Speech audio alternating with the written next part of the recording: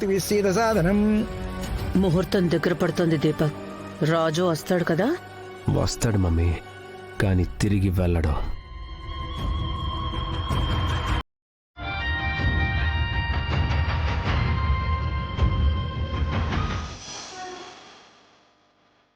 Deepak, Jeevan plan ఎంతవరకు వచ్చిందో అడుగు. అలాగే మమ్మీ.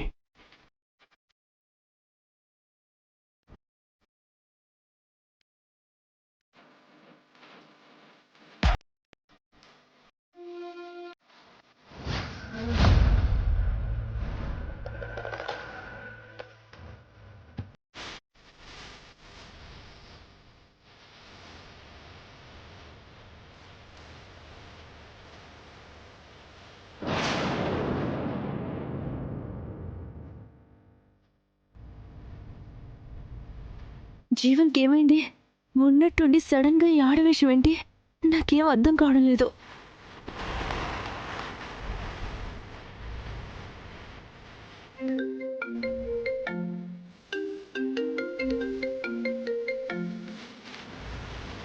చెప్పు దీపక్.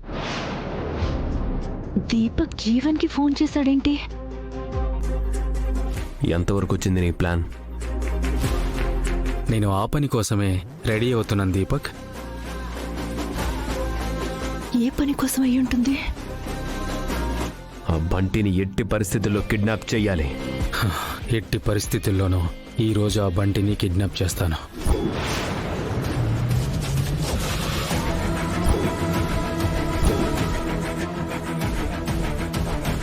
త్వరగా ప్లాన్ చేయి జీవన్. ఇక్కడ పింకీ పెళ్లి ముహూర్తం దగ్గర పడుతుంది. అంటే ఆ రాజుగాడు ఇక్కడికి వచ్చే టైం కూడా దగ్గర పడుతున్నట్టే. ఇక్కడికి వచ్చిన రాజుగాడు తిరిగి ఇంటికి వెళ్లేసరికి బంటి ఇంట్లో ఉండకూడదు. ఖచ్చితంగా ఉండడు దీపక్. నువ్వు హ్యాపీగా అక్కడ నీ పని చూసుకో. బంటిని కిడ్నాప్ చేసి సేఫ్గా ఒక ప్లేస్లో ఉంచి నీకు టచ్లోకి వస్తాను. బంటి గురించి నువ్వేం టెన్షన్ పడుకో. బంటి కిడ్నాప్ అయిపోయాడు అనుకో.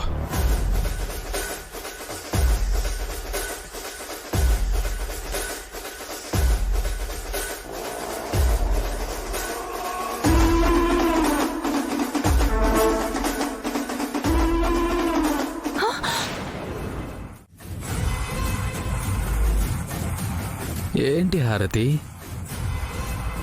టెన్షన్ పడుతున్నట్టున్నావు? బంటి ఎవరు? ఎందుకు కిడ్నాప్ చేయాలనుకుంటున్నావు? ఓ, మొత్తం వినేసావా? అది నీకు సంబంధం లేని మ్యాటర్ హారతి. వదిలేసి నీ పని నువ్వు చూసుకో.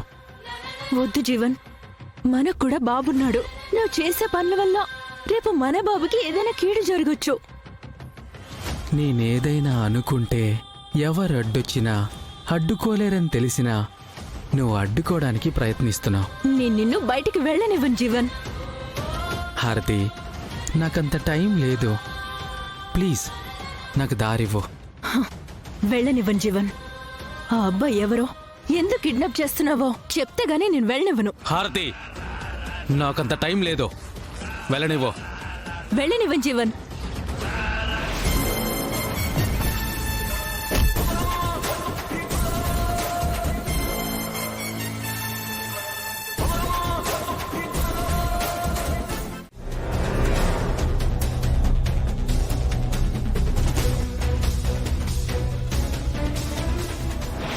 రూపా, పింకీ రెడీ అయిందా? బంగారు బొమ్మలా ఉన్నావు. నాది స్టే తగిలేలా ఉంది. సరే, టైం అవుతుంది, పదండి. రూపా, అదిగో అదివ్వు.